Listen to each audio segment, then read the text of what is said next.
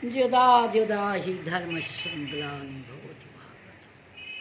হরে কৃষ্ণ কৃষ্ণ কৃষ্ণ হরে হরে, হরে রাম রাম হরে হরে, রাম রাম হরে হরে। জয় রাধে জয় কৃষ্ণ। হরে কৃষ্ণ হে কৃষ্ণ করুণারি সিন্ধু দীনবন্ধু জগৎপতি, গোবিষে গোপিকাকান্ত রাধাকান্ত নমস্তুতে। ওম ভগবত বাসুদেবায়। জয় রাধে জয় কৃষ্ণ। গীতা শুনুন বন্ধুরা, সকালবেলায় আপনাকে জানাই আমার সুপ্রভাত। সকলে ভালো থাকুন, গোবিন্দর কৃপায় সকলেই ভালো থাকুন।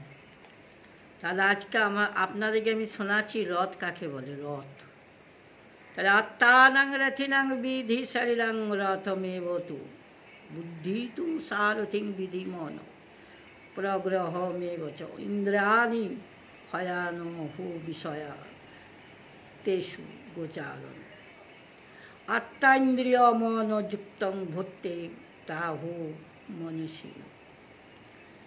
তাহলে তুমি আত্মাকে রথ বলছো। আমাদের ভিতরে যে আত্মা আছে সেটি হলো প্রধান রথ। কাঠের তৈরি রথ করে আমরা দেখছি কুণ্ড আছে, আর আমাদের দেহটাকেও রথ বলে। আমাদের যে ভিতরে আত্মা আছে সেটি হলো মহারথ। তাহলে তুমি আত্মাকে রথী এবং শরীরকে রথ বলে জানবে, বুদ্ধিকে সারথি।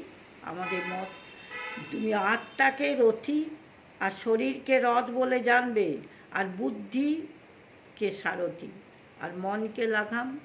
আমার মন যেদিকে চলে, আমার মন মধুর বৃন্দাবন বলে মনে করবে।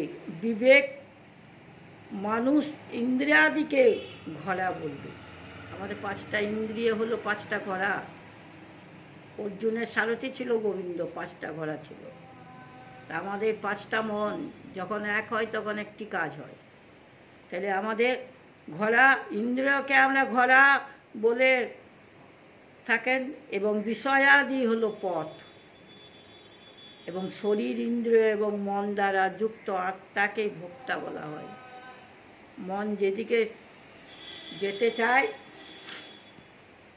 মনকে এক করে একটি কাজ হয়। পাঁচটা পঞ্চ ইন্দ্রিয়। তাহলে পাঁচটা ঘোড়া মনে মনে করতে হয়। তার রথের সঙ্গে ওম নিতাই গৌরাঙ্গ মহাপ্রভু, প্রেম সে কহো জয় রাধে রাধে জয় রাধে। তপ্ত কাঞ্চনং গৌরাঙ্গী রাধে বৃন্দাবনেশ্বরী বিশোভানুসুতে দেবী তাং পরানামী হরিপ্রিয়া। জয় নিতাই জয় নিতাই জয় গৌর নিতাই। হরে কৃষ্ণ।